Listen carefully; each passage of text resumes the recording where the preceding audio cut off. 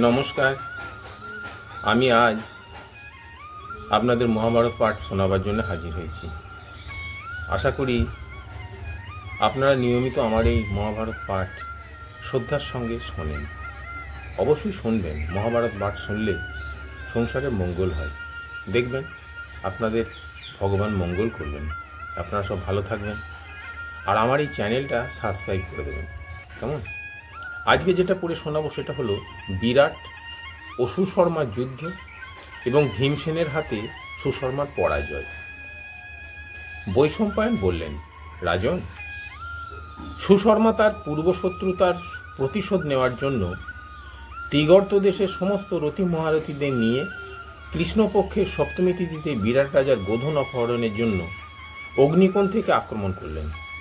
আর দ্বিতীয় দিন সমস্ত কৌরব মিলে অন্য দিক থেকে আক্রমণ করে বিরাটের হাজার হাজার গোধন অধিকার করে নিল। এই সময় পাণ্ডবদের 13 বর্ষের অজ্ঞাতবাসকাল সমাপ্ত হয়ে গিয়েছিল। সুশর্মাও অন্য দিক থেকে আক্রমণ করে বিরাটের বহু গোধন দখল করল। তাই দেখে রাজার প্রধান গোপ রথে করে নগরে এসে রাজার কাছে গিয়ে তাকে প্রণাম করে জানালো, মহারাজ, ত্রিগর্ত দেশের যোদ্ধারা আমাদের পরাস্ত করে আপনার 1 লাখ গাভী নিয়ে চলে যাচ্ছে। আপনি শীঘ্র ওদের ফিরিয়ে নিয়ে আসার ব্যবস্থা করুন, না হলে ওরা বহুদূর চলে যাবে।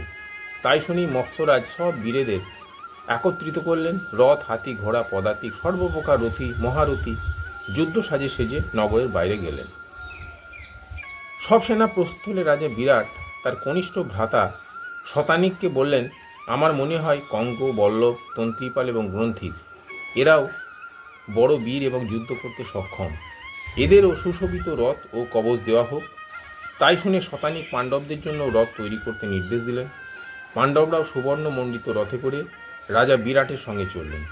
তাদের সঙ্গে 8,000 রথী, 1,000 হাতি, 60,000 ঘোড়সওয়ার চলল।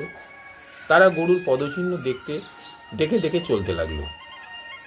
নগরের বাইরে তারা ব্যূহ রচনা করে চলছিল এবং সূর্য অস্ত যাবার পূর্বেই ত্রিগর্তের সেনাকে ধরে ফেলল। দুই পক্ষে ভয়ঙ্কর রোমাঞ্চকর যুদ্ধ আরম্ভ হলো। দেখতে দেখতে রণভূমি ছিন্ন বিচ্ছিন্ন, মস্তক ও দেহে পরিপূর্ণ হয়ে গেল। শতানিক 100 এবং বিশালাক্ষ 400 ত্রিগর্ত বীরকে ধরাশায়ী করলেন। রাজা বিরাট 500 রথী, 800 ঘোড়সওয়ার এবং 5 মহারথীকে বধ করলেন। তারপর তিনি রথ যুদ্ধ করতে করতে ক্রমশ স্বর্ণরথ উপবিষ্ট সুশর্মার কাছে গিয়ে উপস্থিত হলেন। তিনি 10 বাণ সুশর্মাকে এবং 5 বাণ 4টি ঘোড়াকে মারলেন।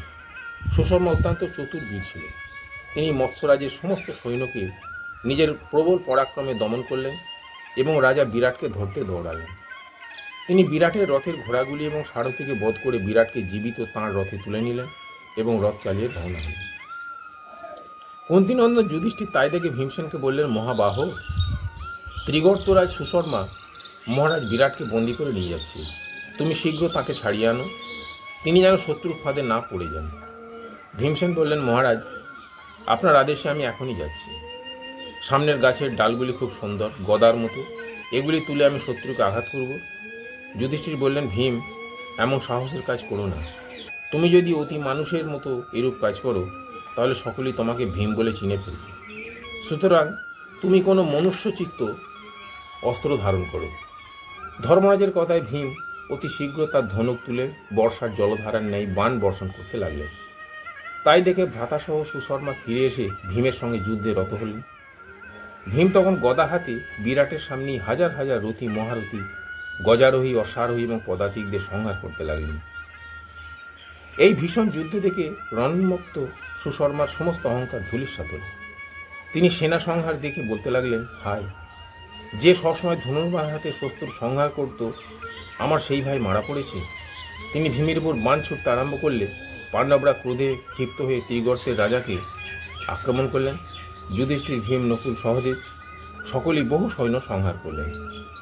শেষকালে ভীমসেন সুশর্মার কাছে এসে তার তীক্ষ্ণ বাণের সাহায্যে তার ঘোড়া এবং অঙ্গরক্ষকদের বধ করলেন এবং সারথীকে রথ থেকে ফেলে দিলেন। বিরাট রাজা বৃদ্ধ হলেও রথ থেকে লাফিয়ে নেমে পড়ে গদা হাতে শত্রুর উপর ঝাঁপিয়ে পড়লেন। রথহীন হওয়ায় সুশর্মা পালাতে লাগলেন। ভীম চেঁচিয়ে বললেন, রাজকুমার, পালিও না। যুদ্ধে পিঠ দেখানো তোমার উচিত নয়। এই বীরত্ব নিয়ে তুমি গরু চড়তে চুরি করতে এসেছিলে? এই বলে ভীম সুশর্মা কে ধরার জন্য তার পিছনে দৌড়ালেন। তিনি সুশর্মার চুল ধরে তাকে উপরে তুলে মাটিতে আছড়ে মারলেন। সুশর্মার চিৎকার করতে থাকলে ভীম তার পিঠের উপর চেপে বসে ঘুষি মারতে লাগলেন।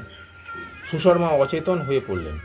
মহারথী সুশর্মাকে ধরে নিয়ে গেলে ত্রিগর্তের সমস্ত সেনা ভীত হয়ে পালাতে লাগল। মহারথী পাণ্ডবরা তখন সমস্ত গোধন নিয়ে ফিরে এলেন এবং সুশর্মাকে পরাস্ত করে তার সমস্ত ধন ছিনিয়ে নিলেন।